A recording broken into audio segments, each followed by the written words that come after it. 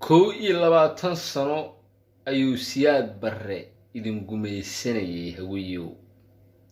maantay madaxtooyada waxaa ku jira wiil Mareexaan oo sida daarooda asagaa idin gumaynaya, canshuurtiina asagaa cunaya, addoome baa tihiin. waa hadallada daaroodka. maantayna waxay maraysaa ilmo yaryar buu laynayaa, yuutubaradoodii buu qaadanayaa, ilmo uu dhali karo, hablaha yagii buu ka oysiinayaa baawe. war daaroodow iskama warqabtaan miya?